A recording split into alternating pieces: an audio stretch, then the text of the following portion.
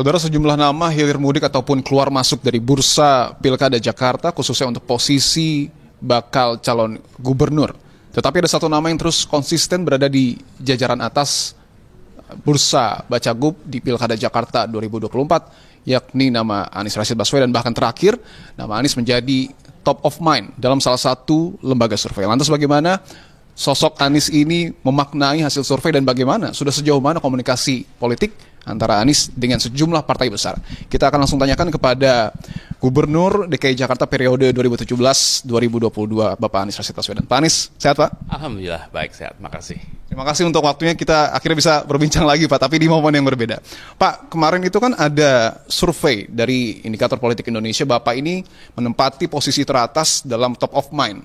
Lebih dari 50% masyarakat ini memilih Bapak untuk katakanlah maju di Pilkada Jakarta 2024. Bagaimana Bapak memaknai hasil ini, Pak? Saya memaknai ini sebagai sebuah kepercayaan, sebagai sebuah amanat yang kami apresiasi sekali, dan insya Allah kita berjuang bersama-sama untuk membuat Jakarta ini makin maju, makin membahagiakan. Jadi saya memaknainya sebagai sebuah amanat kepercayaan yang mudah-mudahan bila Allah izinkan, maka kita bisa berjuang bersama di Jakarta lagi. Hasil survei juga kerap digambarkan sebagai modal Pak untuk menarik partai politik ini mengusung Bapak. Tidak menutup kemungkinan juga lawan politik Bapak misalnya.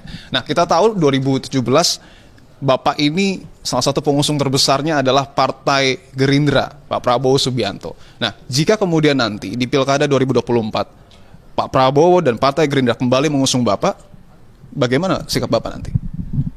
Terima kasih sekali sebagai sebuah kehormatan untuk meneruskan apa yang dikerjakan di Jakarta. Dan kami mengerjakan di Jakarta waktu itu juga bersama-sama agenda-agenda yang dikerjakan, banyak yang kemudian juga menjadi bahan untuk dikerjakan di tingkat nasional. Jadi kami merasa bersyukur, terhormat, dan mudah-mudahan kita semua bisa makin banyak yang bisa terlibat, karena kami melihat bila kita bisa membangun kebersamaan untuk Jakarta ini, mudah-mudahan berdampak pada kebersamaan kita semua di seluruh wilayah Indonesia. Kurang lebih tepat 1 bulan lagi masa pendaftaran Pak Cawagup DKI ini dibuka. Apakah dalam rentang waktu 1 bulan ini ada kemungkinan bahwa Bapak juga nanti akan bertemu dengan Pak Prabowo?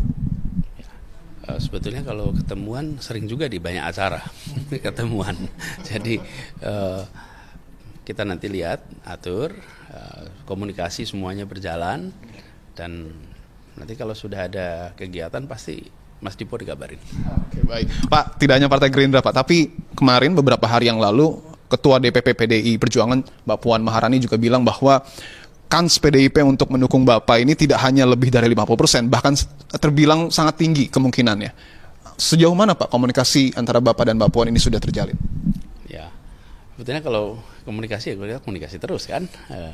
Jadi kita ngobrol dalam banyak acara juga, dan pembahasan dengan teman-teman di PDI Perjuangan juga berjalan.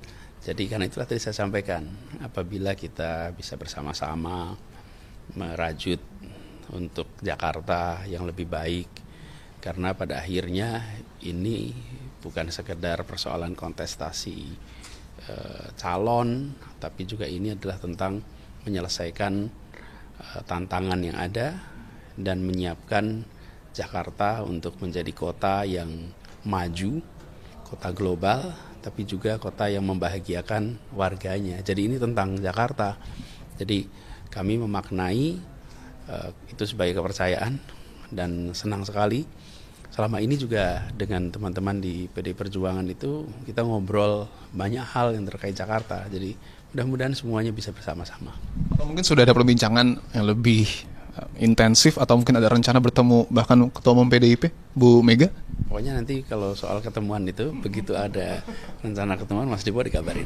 Siap. Pak, mungkin ini jadi pertanyaan terakhir saya Pak. Kalau saya tanyakan soal misalnya nama Mas Kaisang, atau misalnya nama Pak Sohibul Iman. Pasti Bapak belum menjawab sekarang siapa cawagup yang akan Bapak pilih. Tetapi ketika pertanyaan dirubah menjadi kriteria cawagup seperti apa yang kemudian mungkin dibutuhkan masyarakat DKI Jakarta, Bapak melihatnya seperti apa?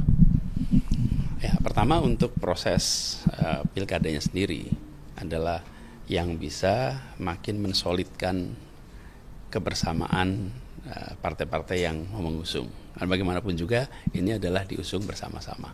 Jadi mensolidkan itu.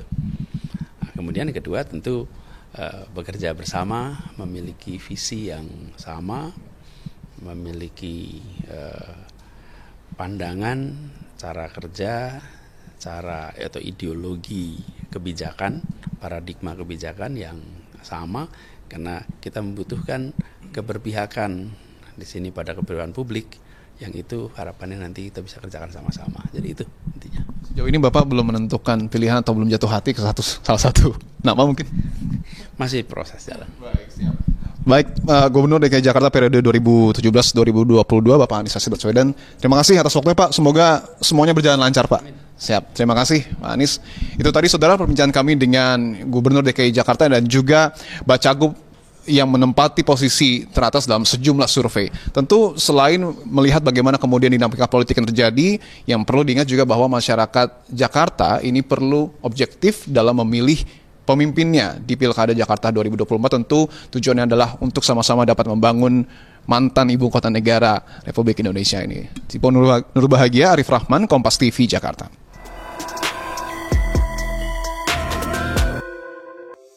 Di antara banyak sumber informasi, kami layak dipercaya. Karena kami menggali lebih dalam, berpihak pada kebenaran, berpegang pada data dan fakta, agar layak Anda jadikan referensi.